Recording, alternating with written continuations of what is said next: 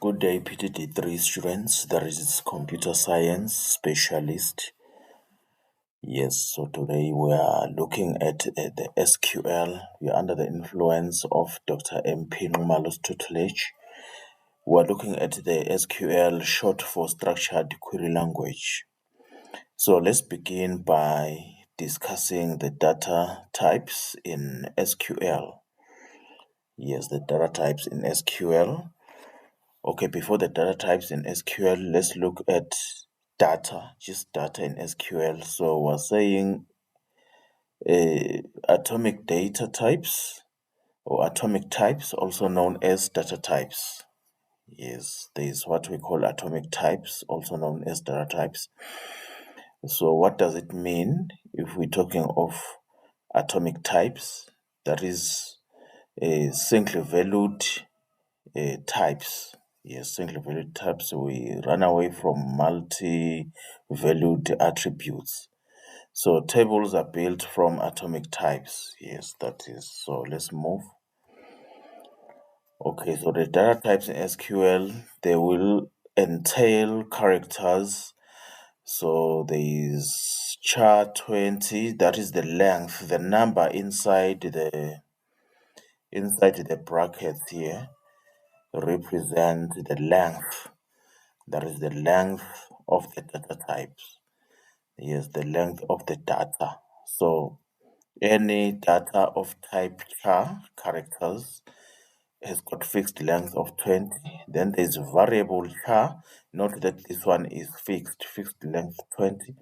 Then there's variable char, which is of maximum length 40. Yes, variable length. So if it's variable, it means it auto accommodates the length of the data inserted inside that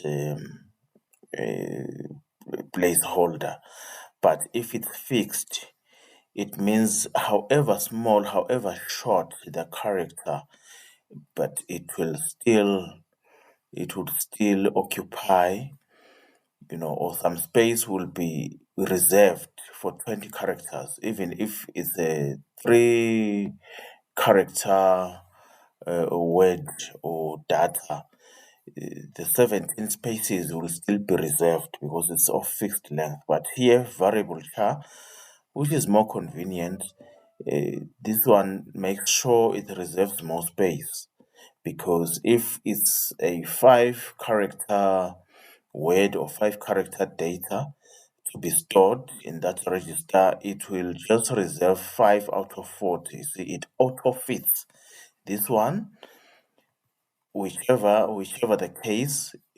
20 spaces are going to be reserved. Okay, then the numbers, data type numbers, there's big int. You remember we declare data or data type in Microsoft Office Access. So there's big int, there's int, small int, tiny int, real, float. So they differ in precision, money, and so on. All right, date, yes, date time, yes. So those are the data types we have in Microsoft Office Access. Okay, so let's look at tables. Let's discuss tables in SQL. So we've got a situation of a table or a relation here. So its name is product. The name of the table or the name of the relation is product. And then there is what we call attributes here. These table headings or row column headings known as attributes. So the first attribute is product name, followed by price, followed by category, followed by manufacturer. So these are the attributes of the table, and we call these attribute values. Attribute values from left to right, we call it a row or a tuple. And then top down, we call it a column or a field. And these ones are called attributes or fields. Okay, so let's move on. As you can see, this is the table name. So the name of the table is product, or the relation name. The name of the relation is product. Manufacturer is an example of an attribute name. Okay. And then down here, we've got what we call a tuple or a row. A tuple or a row. All right. The rows run from left to right. Okay. So how many rows do we have? 1, 2, 3, 4. 4 rows or 4 tuples. How many columns? 1, 2, 3, 4 columns. So it's a 4 by 4. And we call the columns, or rather we call the rows tuples, if you like. And it gives you the cardinality of the relation. Since we've got 4 rows, it means the cardinality of the relation or the cardinality of the table is 4. Since we've got 4 columns, equally we've got 4 columns, it means the order of the relation is 4. So the number of columns in a relation, or the number of fields, the number of attributes in a relation, will give you the order of the attribute of the relation or of the table. And then the number of tuples or rows in a relation or in a table will give you the cardinality. So the order is 4, since we've got 1, 2, 3, 4 attributes. So this relation is of order 4. But what is the cardinality? 1, 2, 3, 4. So the cardinality at the same time is 4. Hope that is clear. So let's move on. Tables explained. So a tuple is a record. In simple layman's language, this is a row. So tuple equals record equals row. Restriction, there's a restriction. All attributes are supposed to be of atomic type.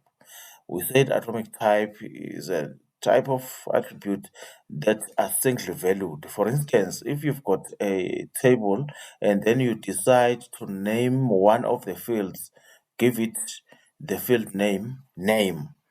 That is wrong, because name will entail the first and the last name. So you split the name field attributes, split it to first name, last name, so that you don't have ambiguous fields or ambiguous attributes like uh, both the first name and the last name in the same field, you see. So split name into F name and L name, so that you've got singly valued atomic attributes. So the atomic attributes are the singly valued attributes as compared to multi-valued attributes. So a table is a set of tuples. This is definition of a table, a set of tuples. Okay, so let's move on. There is what we call schema, table schema. The schema of a table is the table name and its attributes, the schema. If this is singular form, schema. If they are many, they are called schemata. All right. So, for instance, this table here, if you were to derive its schema, oh, the table is below actually. Okay. So table schema, it entails the table name together with the table attributes, or the column names, the fields. You see, so you write it, table name, open bracket, first attribute, next attribute, and the last attribute, and then you close. So this is a full table. This is a full relation. So a question in an exam situation could say, derive a table from this schema. So all you do, you create a table with how many columns? 1, 2, 3, 4 columns. Okay, that's it. And then you name it product. In fact, yeah, the table is somewhere above. So the schema here, you write down the name of the table and then open brackets, write down each attribute inside the brackets, close. That is the table schema. So from this table, an exam question could say, derive table schema from this table. Or given the table schema, draw the table. So you'll draw it without attribute values unless you've been told attribute values. Okay, so a key is an attribute whose values are unique. By unique, we mean they are different and distinct from each other.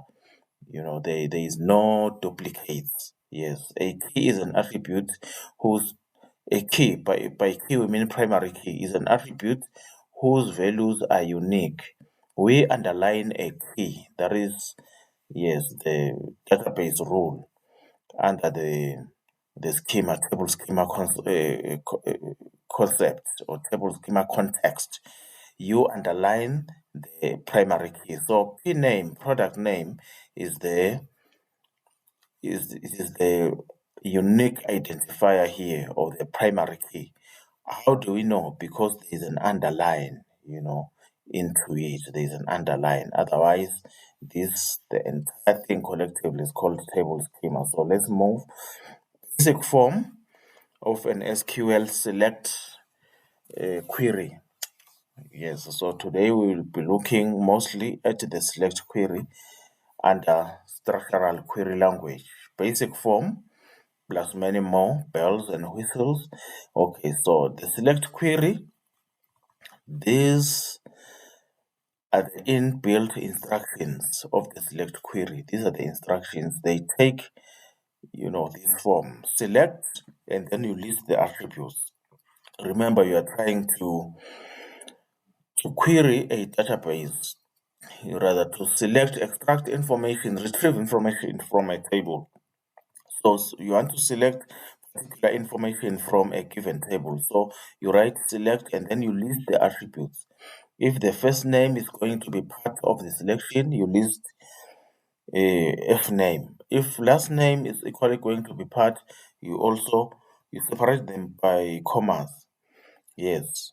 F name, comma, L name, comma, whatever. All the attributes that should be under display. In other words, you are summarizing, you are just deriving a summary from a given relation. So you give the name of the relation involved, the name of the relation involved in the selection, or sometimes it is not even one relation but multiple relations. Yes, possibly multiple, where then you specify the conditions of the selection. Yes, if you are selecting, it means you are picking from many, leaving out others. So there has to be a criteria or a condition, a selection condition. Which ones are you selecting? What are the qualities, the features of your selection? So you list it here. Okay, so let's move. Simple SQL query. Select star means all. Remember, you list the attributes here, or the column headings. You are selecting certain information from your table. This is where you list the attributes which you want to display in your output. Star means you are selecting all attributes from the product table. Where, now condition, which ones do you select? You only select a category equals gadgets. Where category equals gadgets. Remember, this is the relation we're using. Yes, category equals gadgets. So display all the records. All records. Okay, display all records. As you display the records, make sure all the fields are equally displayed, but there is